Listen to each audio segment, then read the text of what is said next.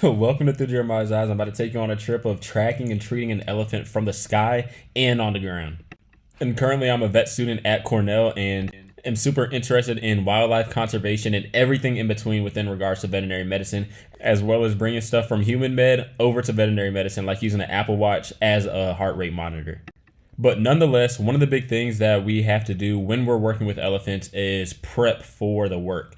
We have to get all the materials together, which takes meticulous planning from the collar to the darts that are really big, and actually go to the place, which takes an insane amount of time because these reserves are thousands of acres long.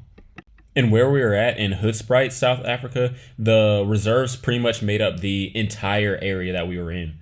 But to be able to navigate this, we were on the back of pickup trucks in various groups and teams and had a plane and a helicopter in the sky to actually be able to track and separate different elephants from the herd.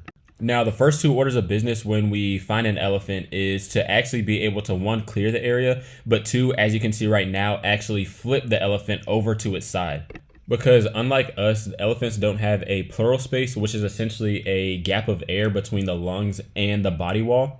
Which, long story short, means that if they're laying on their stomach, that their lungs won't be able to inflate and they're essentially just going to be suffocating. So the first order of business is actually taking the entire team, which takes probably like 20 plus people, as you can see, to actually rock the elephant back and forth until we're able to actually be able to flip it over to its side. But once it's over to its side, we have to act fast because we can't also have the elephant under anesthesia for too long, as it's a wild animal, and putting that much stress on an animal just in general is difficult in and of itself. But especially within the world of wildlife veterinary medicine, we don't have a lot of research going into how specifically the different anesthetics and sedatives of animals in the wild actually work, because we just don't have that much of a pretty much research pool of how things could go.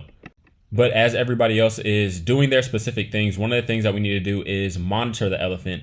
And I thought about actually using my Apple Watch and being able to check the heart rate using the ear vein on the elephant.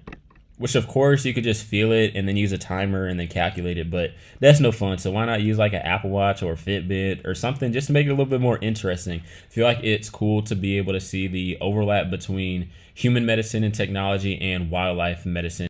But also, our big boy had a abscess on his right hip, and you can also see there was a little abrasion on the tail. But one of the things I wanted to show with all these pictures and videos right here is just the sheer size of everything in relation to the elephant, from the feet to the tail to the eyes to literally just the entire body of the elephant. There's so many things that you can see pictures of, that you can watch videos of, but actually being face to face with this gigantic of an animal is still mind-boggling to this day. But I'm really appreciative that I was actually able to go on this experience. And one of the things that you may be thinking is why I actually had a stick in the elephant's trunk, but that's because we need to be able to make sure that the elephant is actually breathing through the trunk. So if you enjoyed this video, make sure that you subscribe, like, and comment on this video, and let me know what type of content you'd like to see in the future. But thank you so much for watching, and I'll see you in the next video.